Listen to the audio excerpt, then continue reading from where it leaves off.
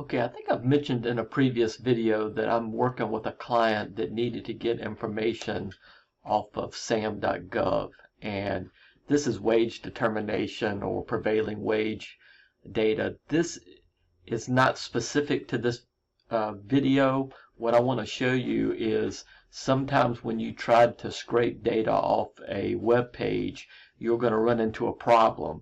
And that problem may be hard to detect at first, but it's something that's quite common in modern day web pages to see this. So I wanted to do a video to show you how you can still scrape data from a web page even if this particular behavior is going on. So as I mentioned, I need to get the data really starting in this document section.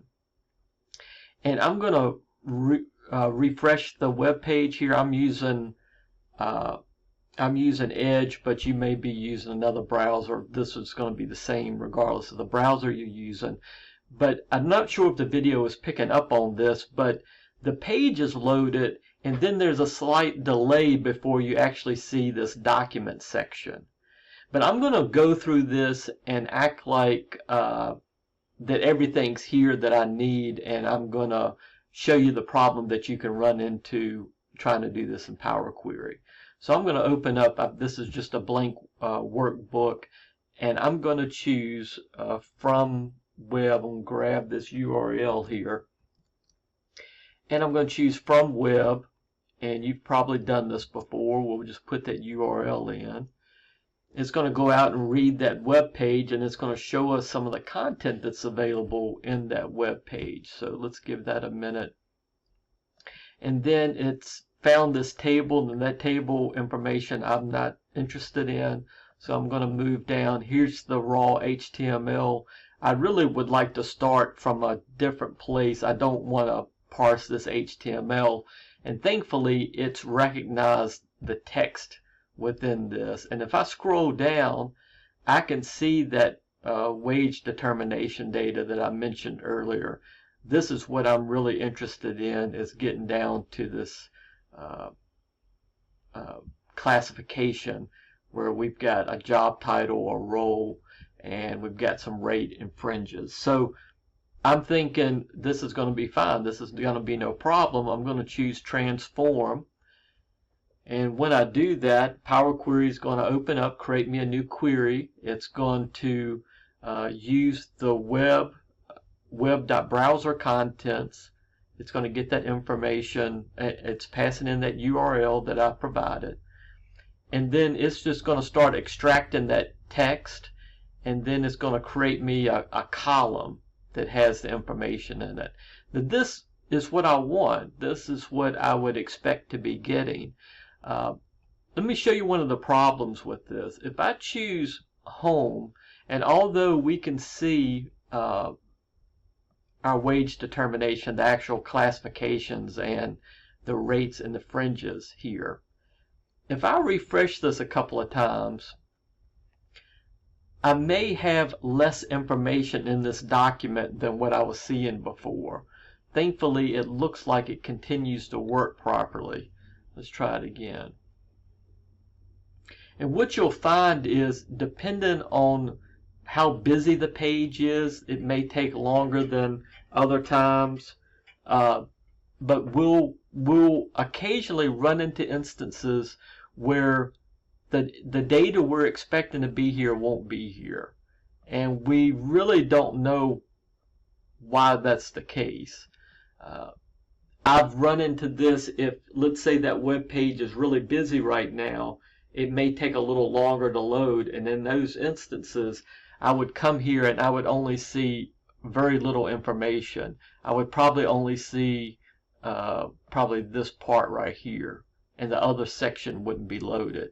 So the reason for that is modern day web pages a lot of times will use something called JavaScript. Now, if you've worked around the web very much, you've probably seen this, but that's what's happening here. When I refresh, the page loads, and then it asynchronously goes out to a server and it grabs this content.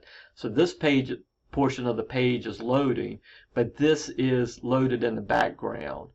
and that can cause us problems in Power Query. But I want to show you how you can avoid that. If you run into that problem and all of a sudden you're getting errors in Power Query and something that you're focusing on, some text or something that you were keying in on isn't available, this is probably the problem. So what we can do is, if I right click in the section that I want, all modern day browsers have some type of inspection function. Again, this is Edge, but you'll see this in Firefox, Safari, Chrome, whatever you're using. You can find some option. When I right click, I see the option. Let me go up a little higher so that shows on the screen. But I can see that inspect. So I'm going to, again, right click in this section, choose inspect, and it's going to open up my browser tools. And what I want to look for is, where is that section where I really want the data? Well, this is what I really want. So because I right clicked on it and chose it, it highlighted that for me. And you can see as I'm moving my mouse over, it's highlighting the parts of the page. But this is really what I want to make sure is loaded before my Power Query moves to its next step. So the way I can do that is I can either remember WD document, and because I work in the web development world some, I know that the selector for that is pound or hash WD-document. But another way you can do is just right click here, choose copy, and then choose copy selector. Now that I have that on my clipboard, I can go over to my M language reference, and I can look at web.browser contents. And this is what we've done up to this point. We've used that portion, but we haven't used the second parameter that we can provide, and that is this wait for key. And within the wait for, you can use a selector, you can use timeout, or you can use a combination of those two things. I'm going to do it simple this time. I'm just going to use the selector, and the selector is what I just copied onto my clipboard. So if I go back over, so we can see the syntax here, web.browser contents, we've already got a URL. We want to put the wait for as a record, and then the value for wait for is again another record that says selector with that selector in there. So let's toggle over to